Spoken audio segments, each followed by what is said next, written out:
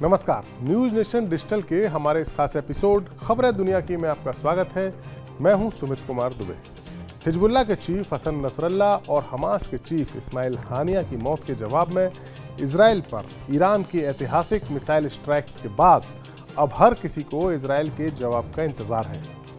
जाहिर सी बात है, इजराइल के पीएम बेंजामिन नेतन्याहू अपने संभावित हमले के सभी विकल्पों, उसके फायदे और नुकसानों पर विचार कर रहे होंगे।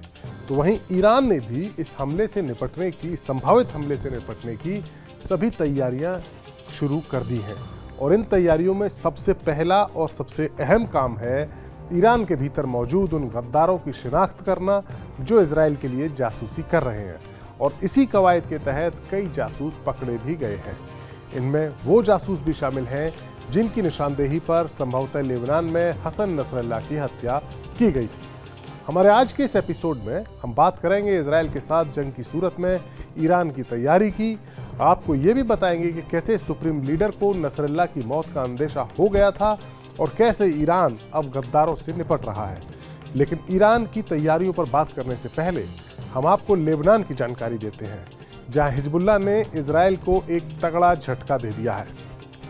दरअसल लेबनान में एक के बाद एक ताबड़तोड़ एयर स्ट्राइक्स करके इजराइल ने हिजबुल्लाह की टॉप लीडरशिप का खात्मा तो कर दिया, लेकिन अपने उत्तरी बॉर्डर को महफूज करने के लिए, उसके नज़दीक मौजूद हिजबुल्लाह के मिलिट्री अड्डों को मिटाने के लिए उसे ग्राउंड पर यानी ज़मीन पर लेबनान में घुसकर ऑपरेशन करना पड़ रहा है। और इसी ऑपरेशन के तहत इजरायली फौजियों का सामना हिजबुल्लाह के उन गुरिल्ला लड़ाकों से हो रहा है जो कड़ी चुनौती पेश कर रहे हैं और पहले से अपने पैर जमाए हुए बैठे हैं। इनकी टक्कर के तहत इजराइल को एक बड़ी चोट लगी है और उसके 8 सैनिक मारे गए हैं। इन सैनिकों में एक 22 साल के कैप्टन इतन इत्जाक भी शामिल हैं। इजराइल की ओर से ये बात कबूली गई है कि उसके 8 सैनिक मारे गए हैं। हिजबुल्लाह का दावा है कि उसके लड़ाकों ने इजराइल की फौजी टोली पर घात लगाकर बम से हमला किया, जिसमें ये सैनिक मारे गए। हिजबुल्लाह ने यह भी दावा किया है कि उसने जो साउथ का बॉर्डर का गांव है उसके निकट इजरायली सेना को उसका जो विस्फोटक उपकरण था उससे निशाना बनाया। यह हमला अचानक किया गया और हमले के लिए इजरायली सेना तैयार नहीं थी। इससे उनमें अफरा तफरी मच गई। मान सकते हैं कि एक छापामार हमला था। अचानक से हिजबुल्लाह के लड़ाकों ने छापा मारकर इजराइल की फौजी टुकड़ी में हड़बड़ी मचा दी। हिजबुल्लाह का कहना है कि हमारे हमलों से आईडीएफ कुछ चौंक गया है और घुसपैठ की रणनीति को हमने फेल कर दिया है। घुसपैठ यानी कि इजराइल से लेबनान की सीमा में घुसपैठ। ये बात है खास। इसमें सबसे बड़ी और गौर करने वाली बात यह है कि जमीन पर साल 2006 के बाद से यह पहली बार है जब इजराइल और हिजबुल्लाह के लड़ाकों के बीच में आमने सामने की जंग हो रही है। इससे पहले हिजबुल्लाह इजराइल के उत्तरी इलाकों में रॉकेट दागता रहा है, जिसके जवाब में इजराइल जोरदार एयर स्ट्राइक्स करके हिजबुल्लाह के लीडर्स और उसके हथियारों के ठिकानों को निशाना बनाता रहा है।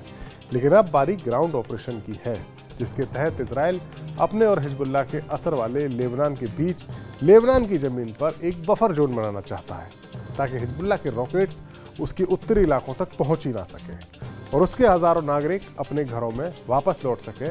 वो नागरिक जो कि हिजबुल्लाह की रॉकेट की बारिश के चलते अपने घरों को छोड़कर मध्य इजराइल या दक्षिण इजराइल में जाकर बस गए हैं। लेकिन ग्राउंड ऑपरेशन से के जो शुरुआती दिन हैं, इन्हीं शुरुआती दिनों में ही इजराइल के 8 सैनिकों की मौत का होना ये बताता है कि इजराइल के लिए इतनी आसान ये जंग रहने वाली अब नहीं है।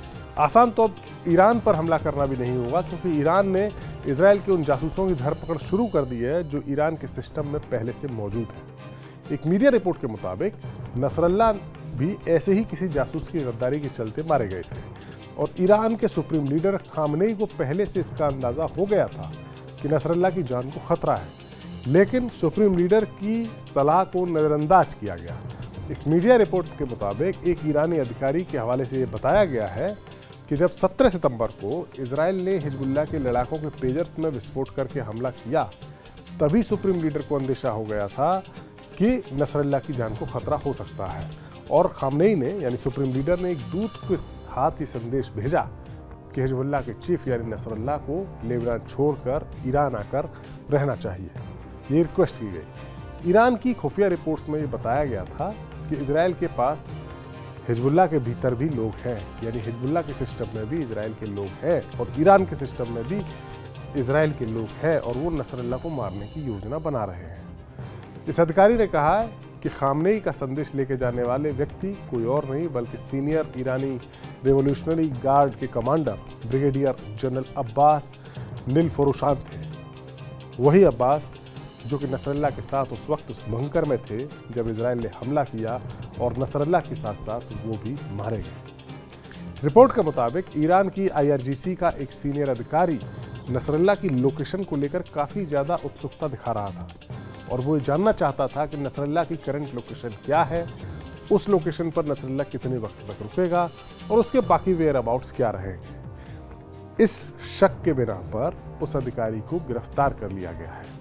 ऐसा माना गया है कि यह अधिकारी ईरान के सिस्टम में मौजूद था और इजराइल के लिए जासूसी कर रहा था और उस अधिकारी की निशानदेही पर और भी कई संदिग्ध जासूसों की गिरफ्तारी की जा रही है। जाहिर सी बात है, इजराइल की सबसे बड़ी ताकत उसकी टेक्नोलॉजी और जासूसी नेटवर्क है। ईरान अब पूरी कोशिश में लगा है कि किसी भी तरह से उसके सिस्टम में मौजूद इजरायली जासूसों की शिनाख्त की जाए और उन्हें पकड़ा जाए। ऐसा अनुमान लगाया जा रहा है कि ईरान के मिसाइल हमले में के जवाब में इजराइल उन ठिकानों को निशाना बना सकता है जहां उसकी मिसाइलों के अड्डे हैं, ईरान की मिसाइलों के अड्डे। यूं तो इजराइल के ऑयल डिपो और गैस डिपो भी ईरान के ऑयल डिपो और गैस डिपो भी इजराइल का निशाना बन सकते हैं, लेकिन ऐसा होने पर सबसे बड़ी समस्या ईरान की आवाम के लिए खड़ी हो सकती है। लिहाजा ये माना जा रहा है कि ईरान के मिसाइल जखीरे को ही इजराइल निशाने पर बनाएगा। इजराइल नहीं चाहेगा कि ईरान की पूरी आवाम इजराइल के खिलाफ हो जाए अगर उसको परेशानी होगी तो, क्योंकि पिछले ही दिनों हमने देखा किस तरह से नेतन्याहू ने ईरान की आवाम को संबोधित किया था और कहा था कि उनकी जंग ईरान की जनता से नहीं बल्कि ईरान के शासकों से है। खैर, लेकिन ईरान के मिसाइल के ठिकानों को निशाना बनाना भी आसान नहीं होगा। कई सारी मीडिया रिपोर्ट्स के मुताबिक ईरान ने अपनी मिसाइलों की सिक्योरिटी के इंतजाम काफ़ी मजबूती के साथ किए हैं। ईरान की ज़मीन में और पहाड़ों में सीक्रेट अंडरग्राउंड शहर के शहर बसाए हैं जहां इन मिसाइलों को रखा गया है। इन शहरों में इंसान नहीं बल्कि मिसाइल रहती हैं। इनके साथ साथ फाइटर जेट्स, बॉम्बर्स, ड्रोन्स और उनकी के ठिकाने इन शहरों में है जो कि अंडरग्राउंड शहर है। उनकी जानकारी ईरान की आर्मी में भी बस चुनिंदा लोगों को होती है। एक नॉर्मल सैनिक या नॉर्मल अधिकारी को ये नहीं पता कि ईरान की इन मिसाइलों के ठिकाने कहाँ हैं और अगर शहर का पता भी है तो वो एग्जैक्ट लोकेशन पता नहीं होती किस लोकेशन पर है। ऐसी व्यवस्था ईरान की अपनी तरफ से की गई है। इन मिसाइल सिटीज़ में बंकर हैं, अंडरग्राउंड सुरंगें हैं।